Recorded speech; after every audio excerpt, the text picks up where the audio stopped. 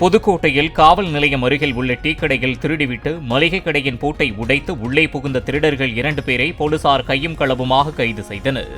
கடையின் பூட்டு உடைக்கப்பட்டு திருடர்கள் உள்ளே நுழைந்திருப்பதை கண்டவர்கள் ஷட்டரை வெளிப்பக்கமாக பூட்டிவிட்டு போலீசாருக்கு தகவல் அளித்தனர்.